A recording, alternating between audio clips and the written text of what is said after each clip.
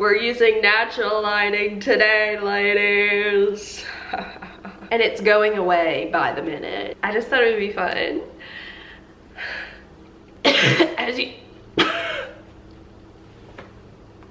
As you can probably tell, I got sick again, okay? We're not gonna sulk. No sulking today, even though that's one of my favorite things to do is to sulk. It's book review time with my nap time pillow from the dollar section at Target that I've had since like 2015. It's book review time. I love this podcast. It's called Celebrity Memoir Book Club, and that's literally what they do is they read a celebrity memoir and talk about it on the podcast. I have not read many celebrity memoirs. I can only think of two off the top of my head. One was Jenna Fisher's from Pam from The Office, but it wasn't even like a memoir. It was like about her acting career. And this one, Miley Cyrus, Miles to Go. It shifted my outlook on life quite literally. This came out when she was 16 and I ate it up. I loved it. I was obsessed. It's already amazing because the Miles to Go, a play on words because her name is Miley and she gets called Miles. At least that's what I think. It doesn't mention that in here, but that's at least what I think. I read it a few days ago. The next day I got sick, and the one thing that I was wondering that could have gotten me sick was like flipping through this, because this is like a thrifted book. I like ordered it and there were some interesting stains. Possibly this book got me sick, but it also made me well at the same time. I have a lot to say, as you can tell from the so it was released in 2009, so I was about like 12. I'd say I was like around 12, so I was like the prime age for this book. It was such a weird experience reading this book because I read this like as a 12-year-old, and now knowing like everything that has happened since then and like how much she has changed as a person, this book is like so 16. It's so 16. So first of all, the hair. The second I saw this the cover of this book, I was like, I'm getting this haircut. I'm getting the layers, the bangs. I actually want this now, actually. So the first part of this book, the introduction, she's basically saying, I'm left-handed. This is shocking news. She has a lot of like lists. This one is 7 hobbies I obsessed over for 5 seconds. Calligraphy, beading, knitting for 2 seconds. That sounds like something I would say, like exactly what I would say. I think I literally got my personality from this book. The pages of this book make up my personality. Scrapbooking, reading the life story of Einstein, being a marine biologist, haven't we all been there? High fashion. If this is not 16, this is 16. A lot of the pages have little notes on the side that are supposed to be, you know, in her handwriting. A lot of them like aren't super necessary, but like it's just a fun book. I've always been super protective of my hands. I know, weird. And then she says, you might be reading this word a lot in this book, or at least thinking it. It's not like I've never been hurt or broken. I've felt pressured, unwanted, sad, bored, and lonely. And I've felt great joy and gratitude. A lot of this talks about the negative side of what she does as a 16-year-old. Now, this book is divided into miles, and we get a cool pic of her, just casual. So this is mile 1. Think outside the bowl. We'll figure out what that means in a second. So she had 2 fish named Lyric and Melody. She gets very existential. I didn't want to be stuck like the fish, stuck seeing only the world that was right in front of me, stuck swimming in circles. This is where she gets into her school. She was in 6th grade at this point, and she's talking about how she was bullied. I had huge dreams, not exactly the formula for cool. Most kids worry about not fitting in. I worried about not standing out. Okay, Cinderella story. I wanted to feel unique, quirky, different. She was ahead of her time because that's what everyone wants now, is to be unique, quirky, and different. There was this group of girls that would make fun of her. They locked her in a bathroom one time, and I think she talks about that a lot for the first like 100 pages. This was like very traumatic for her. She has a chapter called Operation MMM, Make Miley Miserable. These girls were saying they wanted to fight her. Like, they were pretty intense girlies. She's talking about school, and then she kind of goes back and forth, and she's talking about how Hannah Montana started. She first auditioned for Lily on Hannah Montana, which is the best friend, and of course we know that that didn't happen. That tends to happen a lot, I think, with shows where they're like, I auditioned for like the other friend, the other girl, and then I ended up being like Hannah Montana. So they told her for Hannah Montana that she was too small, she was too young. So this whole process took, I feel like, a year. She talks a lot about your dreams. Like, she's like, follow your dreams no matter how big, that kind of thing. And I always had this thing with Disney where it was always like, follow your dreams. It was always, you know, all the movies and all the shows were just like, follow your dreams, girlies, like, you got this. I really like the message that they were sending to girls. Ice Princess, I think of that movie too, you know, like Camp Rock, even like High School Musical, that kind of thing. It was always like, follow your dreams, like really go for it, girlies, which I think the generation before us didn't really have that, or even like 10 years before, like they didn't really have movies and shows that focused on follow your passions, like do what you're passionate about, that kind of thing.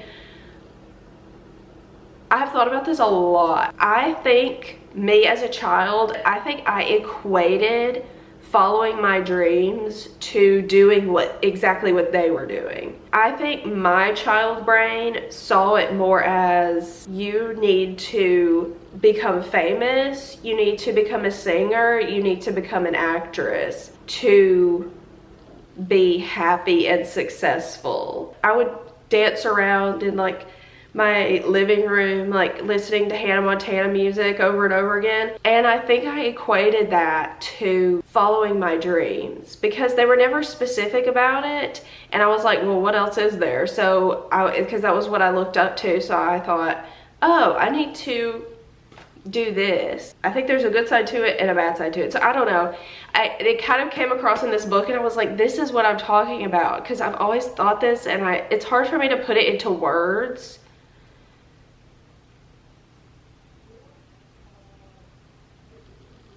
Hello. 7 things that help me fall asleep. Another list. Thinking about my family, responding to emails, business meetings, snuggling up to my doggy Sophie. You can still tell she's like a teenager, like a young teenager, but she is very much like in the adult world. So she'll say things that only people that have been around adults a lot would say. And then she goes back to her 2 fish, Lyric and Melody. She says, remember Lyric and Melody trapped in their bowl? Well, one of the fish died. I'm pretty sure it was Melody. I was upset. Some of the titles and some of the things that she talks about are lyrics and titles to some of her songs on her Breakout album. I loved her Breakout album. This chapter was called The Bottom of the Ocean, and I love that song. It's like, at the bottom of the ocean, be happy. Like, it was everything. And she says that it was written about those fish. And I get it. I honestly get it. She gets the call to be on Hannah Montana. It's a strange and amazing feeling to get exactly what you want. It doesn't happen very often. So when it does, your brain is kind of like, whoa, hold on, what's the catch? It's tempting to dwell on what the downside might be or how much suddenly has to get done, which is really interesting as a 13-year-old. So she did have braces, and they told her when she got the part, they were like, take those braces off.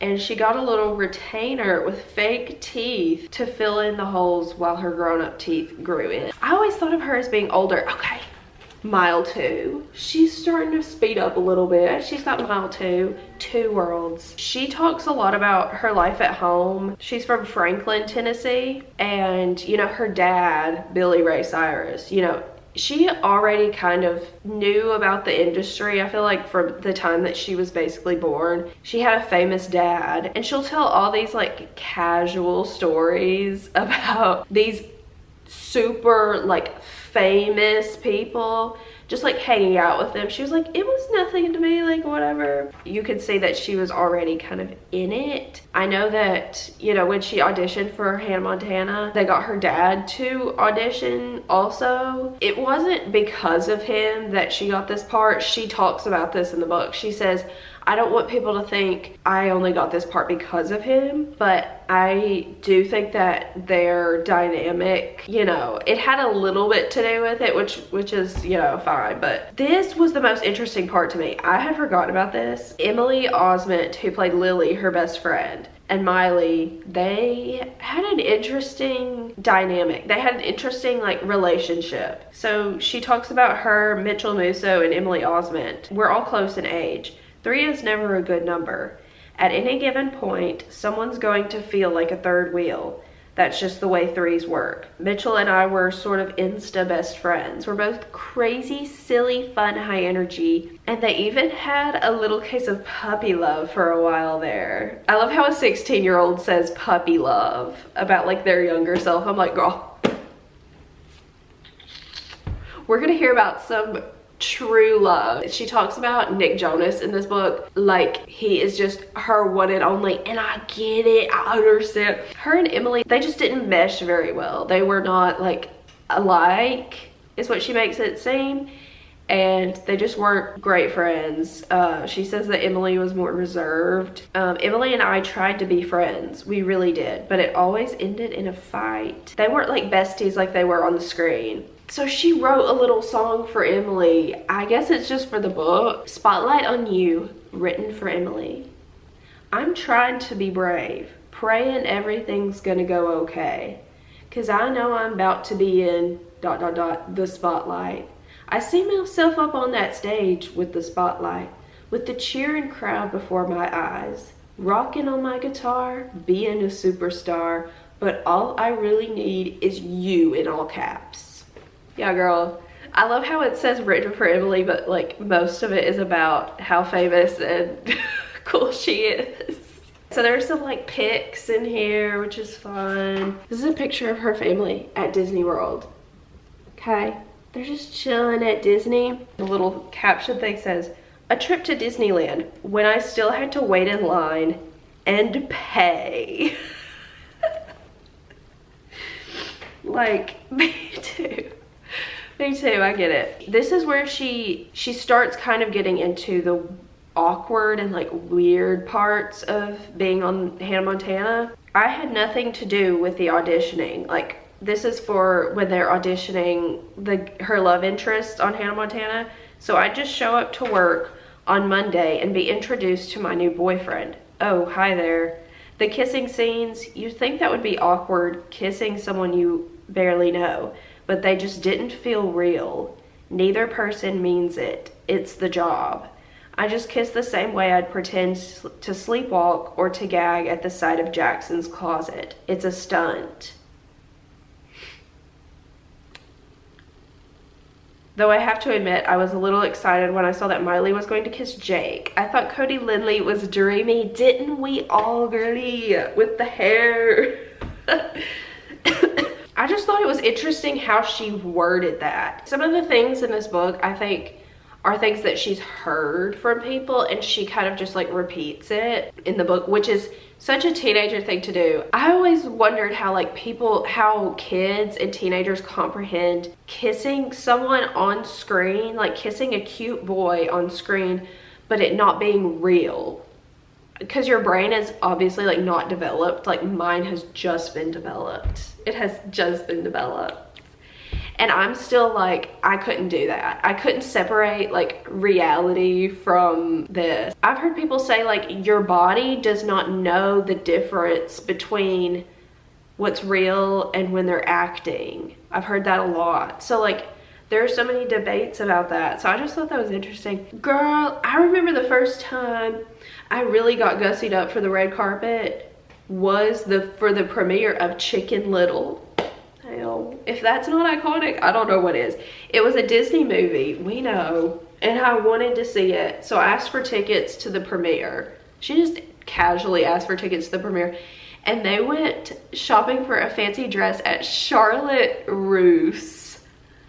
This is amazing. See, I love little gems like this. I remember saying, Mom, can I tell them I have a premiere? I thought they'd give me extra help or bring me a glass of sparkling water or something.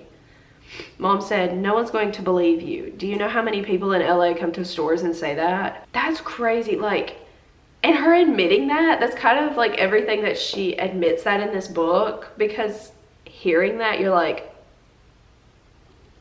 you want this special treatment. But I think these these child actors, that's all they know. They're so used to special treatment that you can't even blame them.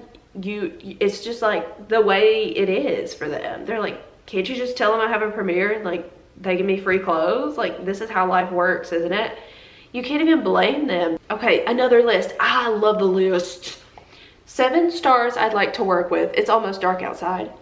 Hilary Duff. Hi. Jennifer Aniston. Meryl Streep. Shia LaBeouf. John Lennon. I don't care if he's dead.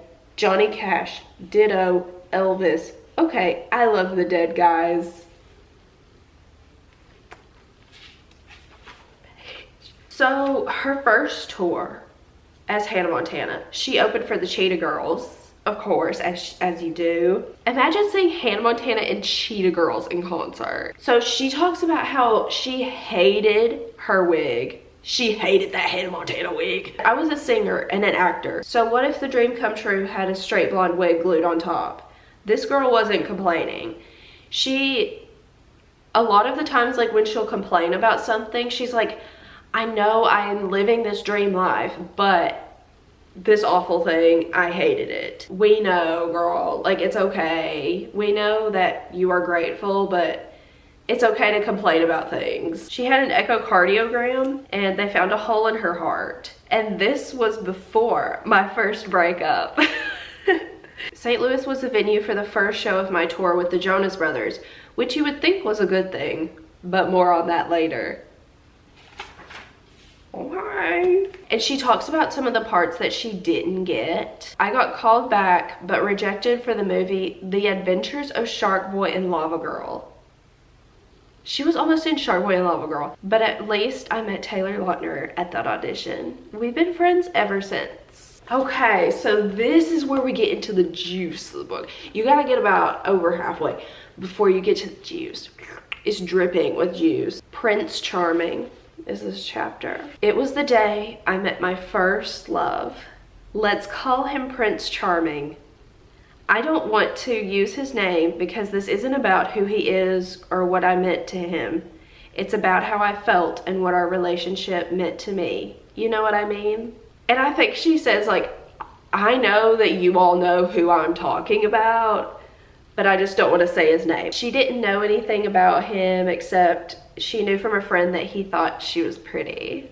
Nick Jonas thought she was pretty. It felt like the whole world stopped. Nothing else mattered. It's a very sweet, you know, teen relationship. They'd play basketball in her backyard or play Nintendo at his place. His family always made yummy Italian food for dinner. I loved to ride my bike. He'd walk along next to me as I rode, singing My Girl. But instead of My Girl, he'd say, Miley, talking about Miley.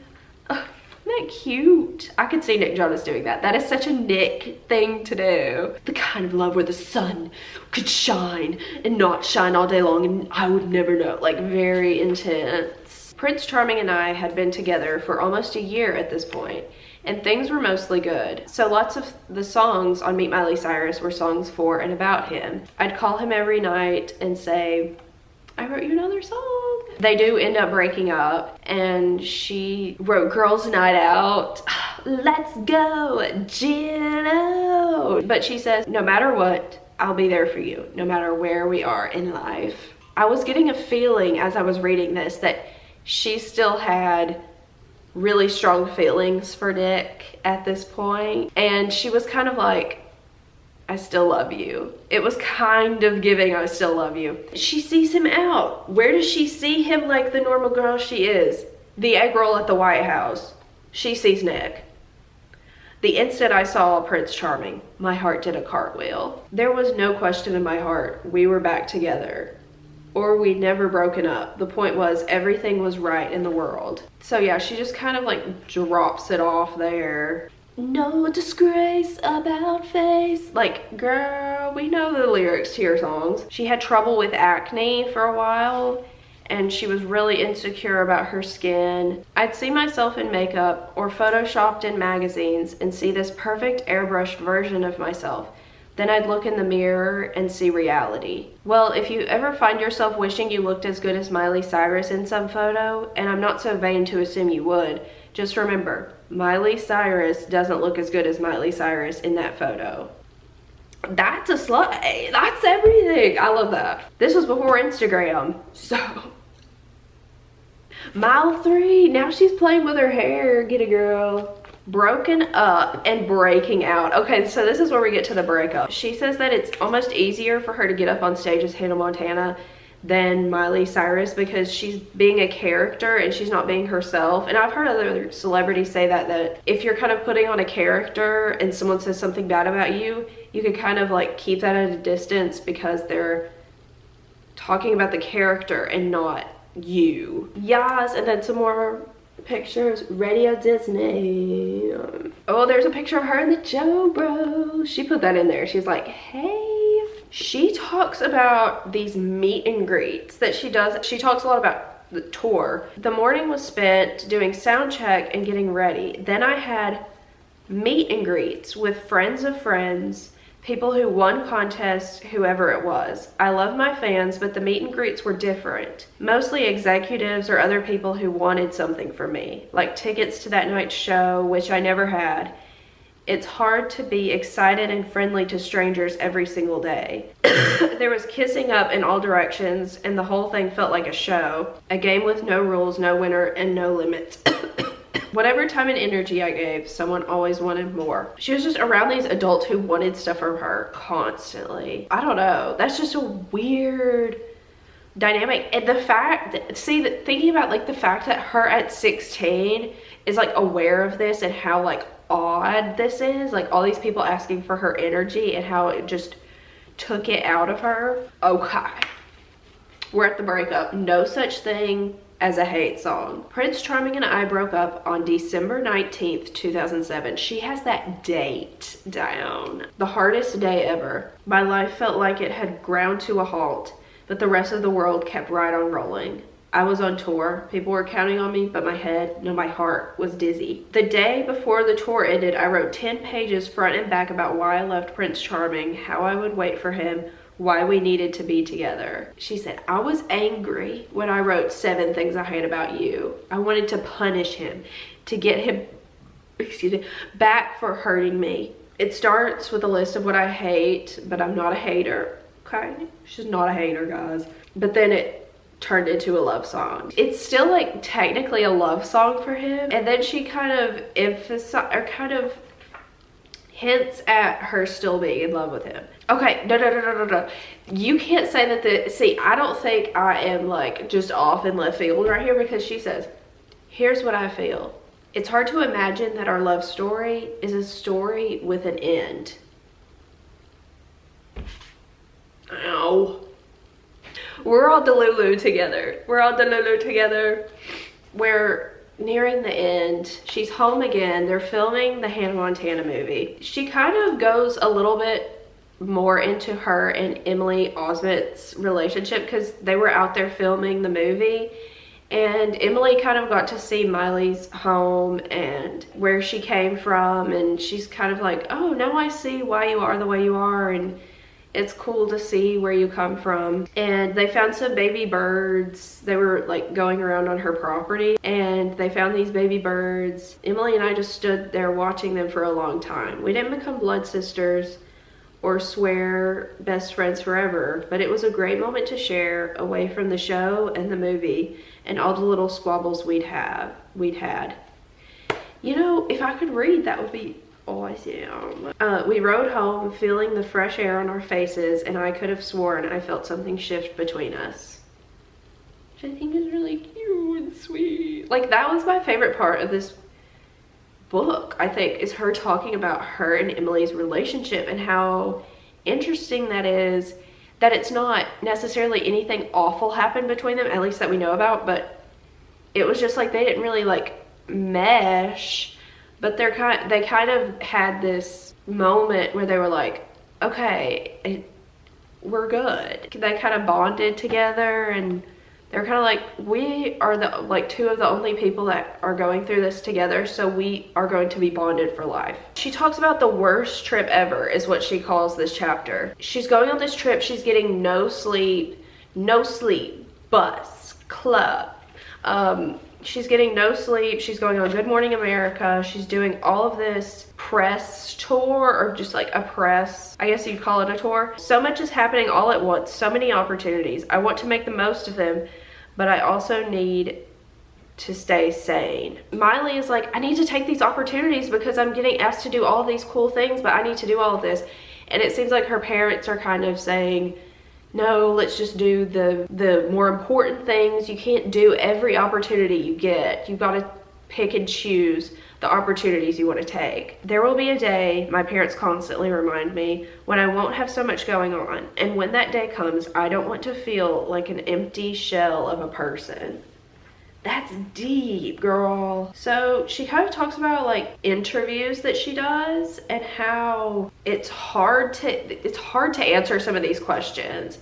And I love when she's talking about like stuff like this. No matter how hard I try to keep it real, some of it is fake. She's talking about the interviews.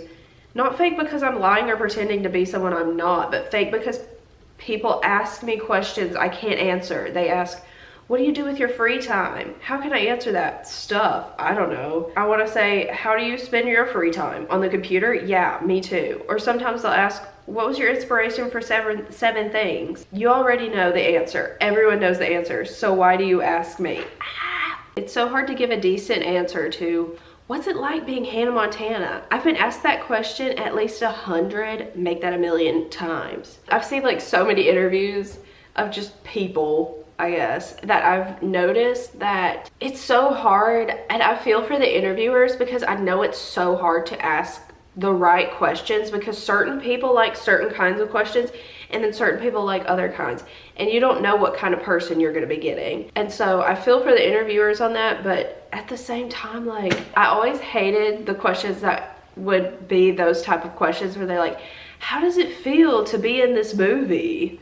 And they've like been working on it for a year and they've gotten 2 hours of sleep and they're like, awesome. Like, how many descriptive words do you need? Like, why are you asking them this question? You know, like, why don't you ask them something about like the process or something? I don't know. Maybe they just don't have that perspective, or they just get told what to ask. But I always thought that the worst interviews I have seen are sports interviews, when they're sitting up at the microphone and people are like, how does it feel?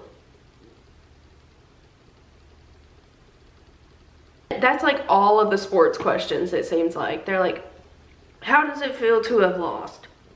They're like, bad. And put the microphone back on the interviewer. She talks about paparazzi too. When I heard that a photo of me kissing someone could earn someone $150,000, I told Brandy, who's her sister, I'll send the picture to you and then you can buy a house. Just let that sentence sink in. It's crazy. Like, she'll say like these sentences and just move on. And she's like, my dad made me Ovaltine the next day. And I'm like, okay, girl. It's all about balance, I guess. Now, Emily and I love hanging out. We'll spend 4 days in a row together. I can't imagine a better Lily. We're super close. It took us a while to get into a groove, but both needed to learn how to be sensitive to each other. Okay. Like, all right. I always loved them together. I thought they were sweet. This is such like a, I keep saying it's such a teen thing to say, but this is the most teen sentence. Okay, we'll break it down. The last time I saw Prince Charming, we hugged. Now, first, having a nickname for the person so that people don't know who you're talking about, such a teenage thing to do. Second of all, mentioning that you hugged is such a teenage thing to do. Okay, so like the very last part is like her 16th birthday. She's like, we gotta get this in the book. She had her birthday at Disneyland. They rented out Disneyland for her 16th birthday, and people could, this is what I understood from this, people could buy tickets to her birthday. So like fans could buy tickets. She like performed. We shut down Disneyland on a school night. 5,000 people attended the party and each one paid $250 for the privilege. For the privilege. Hey girls who bullied me in 6th grade. We're on page 243 and she's got those bullies. Check this out. Thousands of people paid cash dollars to come to my birthday party, but the money was used for a charity. She talks about how she cried on her birthday. That's a rite of passage, girly. We've all got to cry on our birthday. It's okay. There are days when I don't get enough sleep and don't want to get up at all. Sometimes the set feels like a prison. There are certain sacrifices I am making. So this is as bright as it gets, guys. Maybe if I turn this on, that helps. Oh, in the quieter moments, which are few and far between, I think about what I'm missing. I wonder, but I don't wish. It's all worth it when I watch an episode of Hannah on TV, or listen to a cut of songs that captures what I wanted to say, or play the new CD for a child in the hospital. The good outweighs the bad. It isn't right to complain. I can't. I can't imagine holding on to the negative when there's so much that is great in my life. I know, like, I get that, but I feel like these Disney kids, my speculation, did get told a lot. You're living the dream. You are living the dream, which they were, I guess, in a way. Like, there were upsides to it, but, like, I get it if it's really your dream, because she holds on to this thing like, this is my dream. Because I think they would just tell these child stars, like, you're living the dream. You cannot complain. If you complain, you have to backtrack and be like, I know I'm living the dream, but I feel like I'm in a prison every day.